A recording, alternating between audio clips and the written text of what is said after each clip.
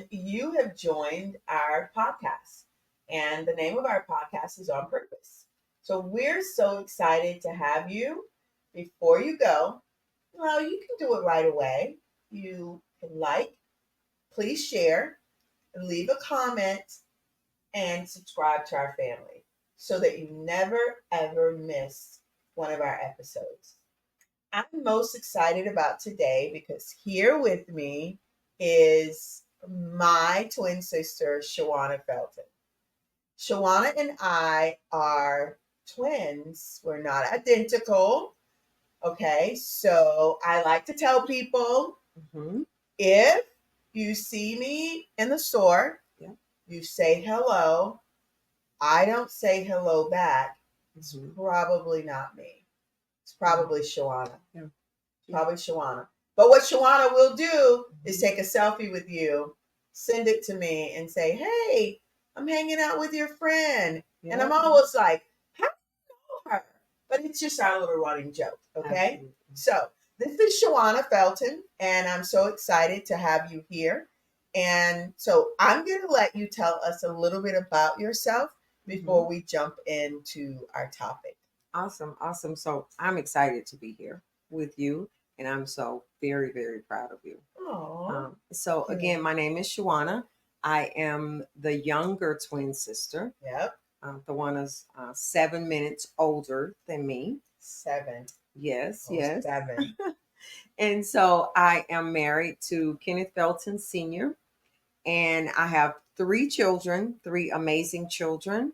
And I absolutely am in a space where I am enjoying who I am, what I've been called to do, and the people that I've been called to do it with. Wow. Wow. Okay. I love it. So let's see where we want to start. Our topic for today is what support looks like. And I know that is very broad because it can touch every area of our lives. Mhm. And so we're going to dive into that a little bit. This is going to be very organic. And so buckle your seatbelts and enjoy it. So, Shawanna, what does support look like for you? When we talk about support, Mhm. I want you to be able to hit your spiritual walk. I Mhm. want you to talk about your experience as a sister. By the way, our mom and dad had 7 girls. Yep. One of them has gained her wings and Yes. went to heaven, and so it's just 6 of us left. Mhm. But all these areas, I want you to talk about support and what it looks like for you. Mhm. Awesome, awesome. So support is really important to me, and you know that about me. I think it is important for us to feel supported, Mm-hmm. not just with specific endeavors, but just in life in general. Right. And so, as a woman of faith, I Mm-hmm. find that having the support of sisters in the faith is extremely important. Mm-hmm. I think it keeps us grounded. I think it keeps us accountable, Mm-hmm. and it gives us some idea as to how we can view different things in life because we have different perspectives, Mm-hmm. because we're connected to other women. So I think that's extremely important. I think spiritual support is important. Mm-hmm. I think spiritual support is important because as you start to transcend into those things that God has called you to do, those different assignments spiritually, it's important to have someone that can help you to be able to figure out exactly what God is calling you to do, Right. and Right. be able to do that in a way whereby which you are submitted, Mm-hmm. you are accountable, and you put yourself in a position of allowing that person to make their handprint, Mm-hmm. make an imprint on your life. And that Mm-hmm. imprint definitely should reflect the person that you're submitted to, and the person Yes. that you are you're serving under, and the person that you view as a spiritual leader. Right. Right. Mhm. Wow. Wow. Okay. So a little bit about your background. Mhm. how long have you been in this faith walk, and what levels of ministry have you served in, and what did support look like when you started stepping into leadership roles? Mhm. So I have, gosh, we've been serving in ministry for over like 33 years, Yes. 33 years, Yes. and it has been a journey of growth. Yes. 33 years ago, I made a lot of mistakes. I still do now because we're human. Yes. But the journey has consisted of every area of ministry that you can think of that I've served in. And I think the one that sticks out to me the most is I think it was like 2007. Okay. I just, decided that I was going to be a stay at home mom. And I'll never forget our apostle asked me to take over the media ministry at our church. And when he asked me, honestly, I didn't know the difference between a CD and a DVD. I honestly Because didn't. there were CDs back then There and were CDs, DVDs. exactly. Yes. And so it was a real intimidating moment for me. Yes. But one of the things that I've always trusted in him is that he could see greater things in me than I could see. And so I gladly said yes. And it was a journey for about 9 years. And so I did that with an amazing group of media volunteers, and then had the opportunity to grow into the position of being the servant leader administrator Oh, wow. over the servant leaders at our church. And it has just been a journey, and just recently graduated from Leadership Forward. And so that is an amazing um, opportunity to be positioned for next level of leadership. Wow. So that was quite a journey. Wow. Wow. Yes. So, how have you, because your husband is in ministry as well, and current role is an elder. Yes. And I've said this about, it's not because he's my brother-in-law, but this man is a powerhouse. Yes. When it comes to prayer and intercession. And so, serving in ministry, the both of you, I'm sure has come with its challenges. How have you been able to support him? And how has he been able to support you? And what has that looked like? Awesome. That's a great question. We get asked that question often because Okay. we've been married going on 28 years. Woo! Yes, 28 years, 28 amazing years. And we've always served in ministry together, Shawanna. My husband served as the chief adjutant Yes. for 25 years consistently. And for maybe about 20 of those years or so, I served Dr. Precious. Gotcha. And it consisted of a lot of traveling. It consisted of a lot of sacrifices that we made. But one of the things that I tell people often is when you marry a person, you marry their purpose. Oh, wow. You That's marry, good. yes, you marry their That's good. purpose. And that is how you don't find yourself in moments where you are having challenges when the both of you are trying to follow your purpose and follow your assignment. As long as you understand what that spouse's assignment is and their purpose, you easily support and you easily come under. And I just think that is what marriages, godly marriages, should look like. Because ministry should not be the reason for arguments in your home. Wow. Ministry should not be the reason for breakdowns in your relationship. If you understand each other's assignment, understand each other's purpose, and you support each other. Wow. Wow. So when it has come to challenges, like, have you guys had really tough moments where you've just kind of felt like, you know what, I'm feeling a little overwhelmed? I guess what I'm trying to get to is, how do you maintain balance? Because when you talk about the levels of ministry that you have served at, that you currently serve at, and him as well, How do you keep the balance? Because I know with me and my husband, I'm always reminding him Mm-hmm. of how often we are talking Mm-hmm. church and ministry. Yeah. And it's tough Mm-hmm. because they are the person you confide in the most, but at the Mm-hmm. same time, how do you keep it balanced? Where do you have any guardrails to Sure. say, okay, it's date night and Mm-hmm. it's not about, we're not going to talk about this, we're not going to talk, we're Mm-hmm. just going to focus on us. How have you guys managed Okay. the balance? In all honesty, there were many years that we did not do a great job at that, Mm, honestly. And I think I am the person that probably failed the most at it. really? Honestly, I do, because for years, my husband, it was strictly serving as the chief adjutant. Gotcha. And Okay. then at some particular point, when he became an elder, then it was that. But for me, it was so many more hats. It Mm, was so many more hats. For a season, I had like 14 ministries under me, mm-hmm, and they were all active ministries that are involved in every service when we mm-hmm. come together. And so for me, it was never a turnoff.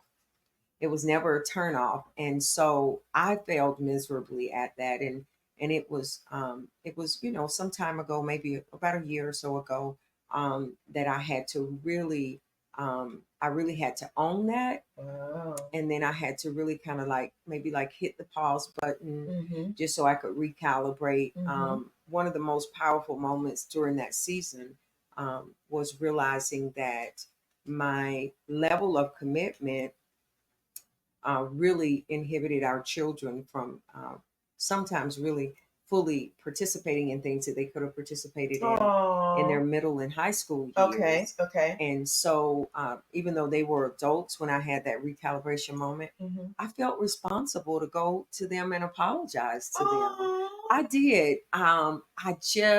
And thinking about it, I get emotional because, when we do what we think we're supposed to do, Mm-hmm. and we don't have things in place Mm-hmm. to help us to balance and to help us to be accountable, or someone to say to you, now you're doing too much, Yeah. or you Yeah. need to kind of make sure that you are giving space for this and space for that. And I didn't really have that. I won't say I didn't have it, but I didn't listen. You were all in. I was all in, and some of the things were not necessarily things that was required of me.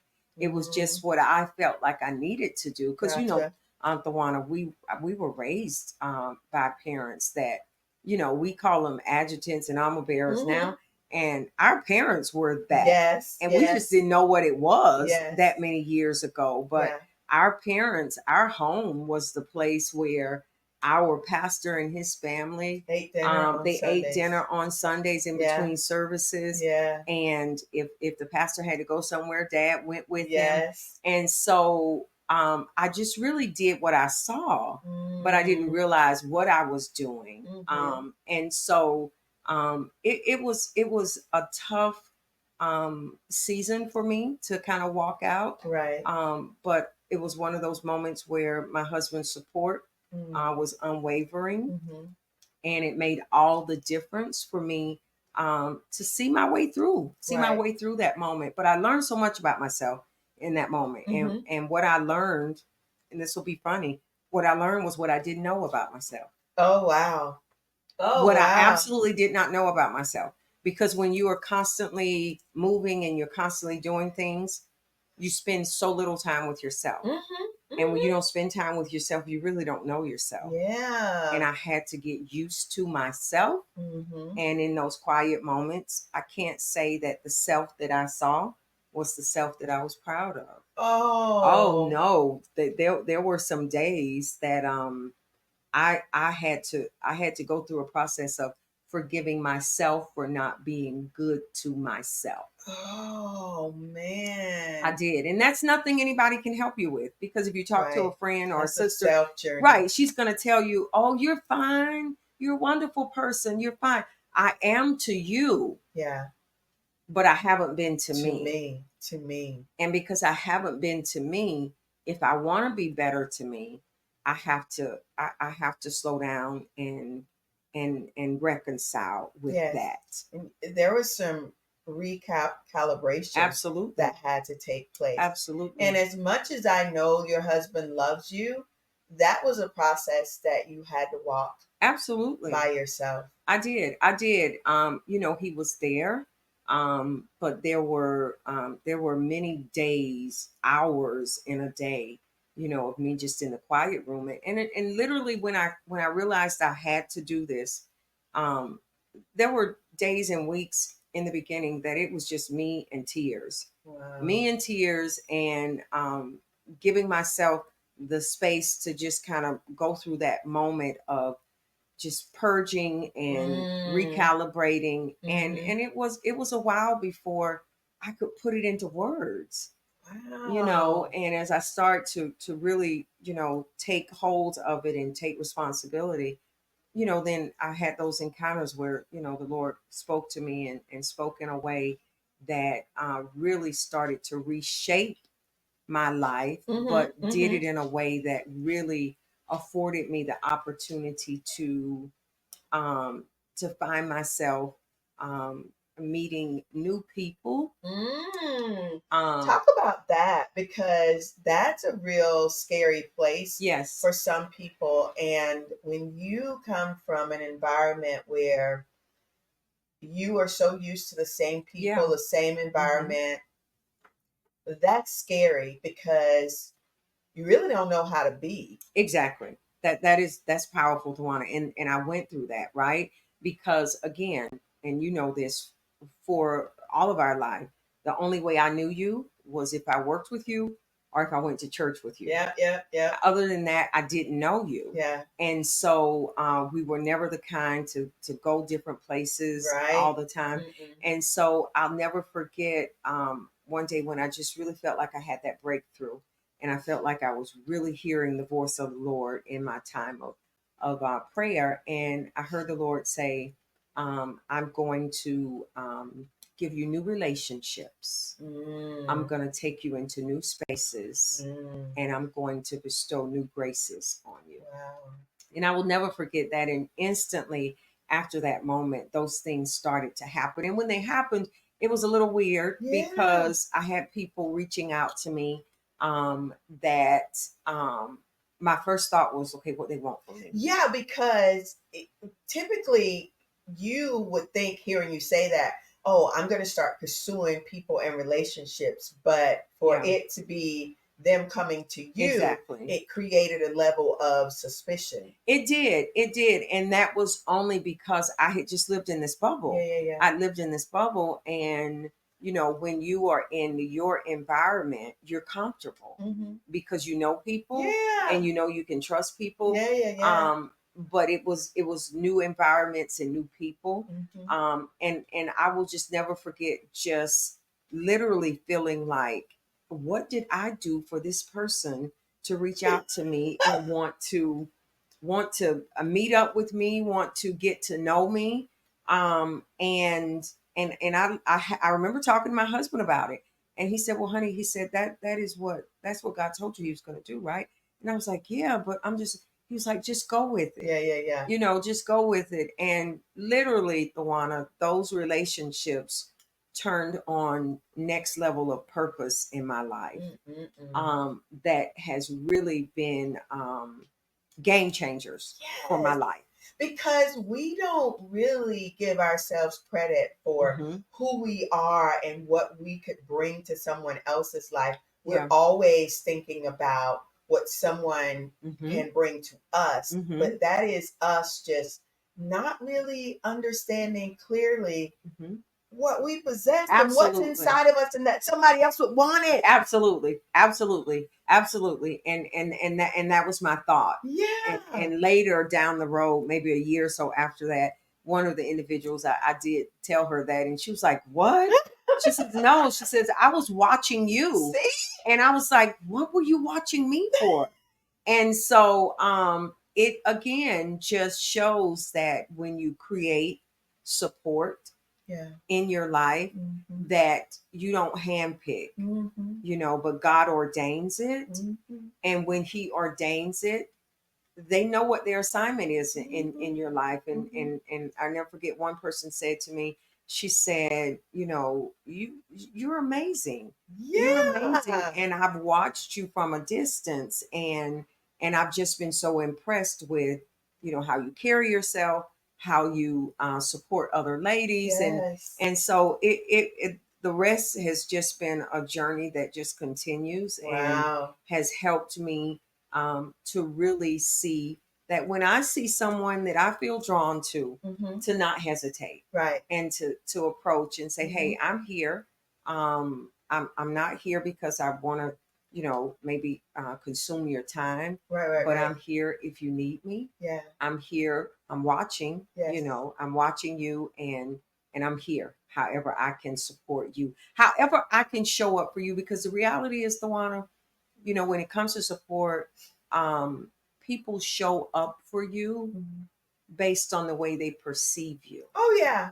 Oh yeah. Definitely. And that can be good and that can be bad. Yes. But when it's your turn to be supported and you feel as though people don't support, you have to ask yourself, have you been supported? You Yes. have to ask yourself that question. Mm-hmm. And it's hard to accept that answer, because sometimes you haven't been. And if you feel like you have, and that person is of value to you, that Mm-hmm. may be a conversation to have. Mm-hmm. What do you need from me, Mm-hmm. Tawana? Yeah. What can I do to support you? Mm-hmm. Because what I think is support may not be what you need. Right. You know, Exactly. I may think just a phone call or a text every now and then. Well, you may be in a season where you need more than that. Yes. Yes. You Yes. may say, listen, I need a timeout every Mm-hmm. now and then. So I'm completely on board with if you call me and say, hey, I'm stopping by and picking you up and we're Right. out. Right. Right. So it goes two ways. Right. We can't say people don't support me if we don't show support. And we have to learn to be givers and not takers Absolutely. all the time, Hmm. because people recognize that and they Yes. recognize the constant, oh, can you support this? Can you Hmm. help with that? But like, how much are you showing up for Absolutely. people? You Absolutely. know, so just learn to be a Hmm. giver and not so much a taker. Hmm. So, Shawanna, Hmm. when it comes to your kids, Hmm. how have you been able to support them without having an expectation of Sure. them to walk out their lives and their goals and their dreams Hmm. the way that it looked for you and your husband? Hmm. Um, we have just allowed them to be themselves. Right? That's good. We know the seed that's in them. Mm-hmm. We know the impact that raising them in the church and showing them how to serve Mm-hmm. and how to be committed and connected to ministry. We know we've done that, Right. right? Mm-hmm. But we know that they're young adults Mm-hmm. and they're going to make decisions, and sometimes they're going to ask our opinion, sometimes they're not, Yeah. right? But at the end of the day, I think it's important for us to give them space to grow. Mm-hmm.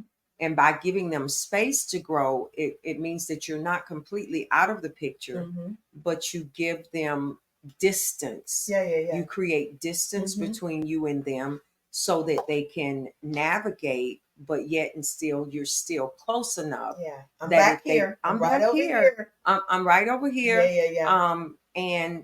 And to, you know, to allow them, you know, if they feel like they're struggling with something, to come to us. Right. But I think, we're not empty nesters, right? Right. And that's fine. We enjoy them. They are not the type of young adults that you're ready to get out of the house. Mm-hmm. Not sometimes, but but we allow them to be themselves, and we try to find a way to support what they're doing, right? Mm-hmm. As long as it's not something that's going to cause their lives harm. Right. um Both of our kids tried college, Mm-hmm. and college was not for them, And that's okay. and that is I just want okay. to plug that. That is okay. That is absolutely okay. Mm-hmm. And we had positioned ourselves to give them the space to make that decision Mm-hmm. if it came to that. Mm-hmm. And when it came to that, we just simply said to both of them, Okay, now what are you doing? Right. Okay, because the goal is to be successful Mm-hmm. at something, but what are you doing? Right. Right. And so we supported them as they navigated. Imani's successful with her esthetician business, and KJ is in cybersecurity school, Mm-hmm. and they're stable, Mm-hmm. right? They're stable Mm-hmm. and love God, are Yes.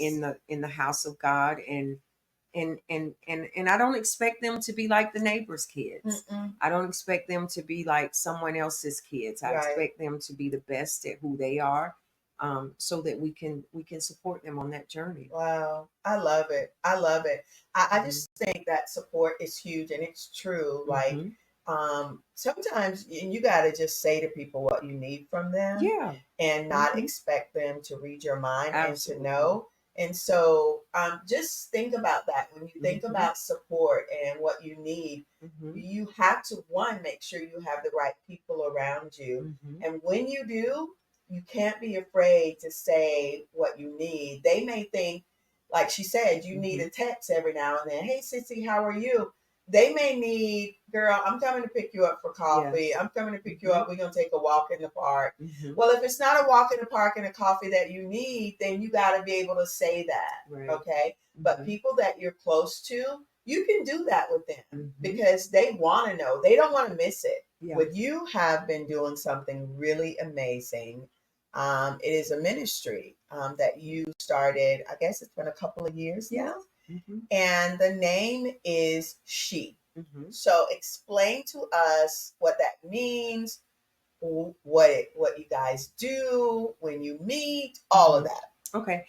So it stands for Sisters Helping Encourage. Wow, I And love it. and that came about, Thawana, maybe 2.5 years ago. Okay. When we talk about support, I was in one of those places where I felt like I didn't have support, or I wanted to connect with other women. Mm-hmm. And I will never forget, long story short, I'll never forget hearing the Lord say to me, "Be what you need." Right, right. Wow. Like, think about that. Be what you need. And so that was exactly how I responded in that moment. And so what the Lord was saying to me was, you need support. Why don't you be support? Wow. Yes. And Isn't it like him to, we say we need something and he's like, yes, you no, you do it. don't. Yeah. Yeah. You already possess it. Exactly, Wow. exactly. So out of that was birthed She, and so the whole point of She and the whole mission is to create a safe space Mm-hmm. for women of faith, to have very practical I conversations. love that. And when I say practical, I mean practical. I say oftentimes the Bible is always our foundation Mm-hmm. for any situation, Mm-hmm. but we still have to have very practical, everyday conversations. Right. So we come together once a month Okay. on a Zoom, and the Zoom is an opportunity for us to talk about a particular subject, and we share our experiences, we share our stories, Mm-hmm. we laugh, we cry, Yes. we make connections. There are ladies from other states that Yeah. are on, Mm-hmm. but the part that blesses me the most is that generationally there is such a balance. Yes. We have Gen Z all the way up to baby boomers Right. that Mm-hmm. are on, and we all share, we all pray together, we support each other, and it's amazing. One of the staple things that we do is every year we host an amazing Mother's Day brunch. Amazing. Yes. And so this year was the second one, Mm-hmm. and it just continues to grow, and I'm just blessed that he would ask me to do something. Mm-hmm. And every time I get on those Zooms and the ladies are talking about what that moment means to them on a Yeah. Monday night at 7 p.m., Mm-hmm. I'm just honored that he would ask me and trust me Trust him to do such. because you have what they need. Absolutely. You do, and that's okay. That's not bragging. It's Yeah. just what it is. Hmm. So I want you guys to certainly stay tuned because Shawanna will return to do another segment at another time.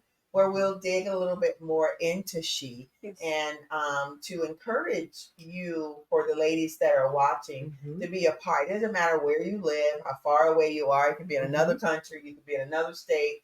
It Mhm. is an amazing sisterhood that I'm telling you. There are nights I have had a long day at work, Mhm. and I literally fall into the Zoom. Yeah. But I look forward to it because it is a safe space. Yeah. So I just want to say a huge thank you, Thank Shawanna, you. for sitting with me throughout this podcast and just sharing your heart. Mhm. So thank you, thank you, thank you. So what I will say in closing is purpose is not just a destination, it's Mhm. a continuous journey of growth and self-discovery. Mhm. All right. So remember, join our family so that you never miss a segment. And whatever you do, do it on purpose.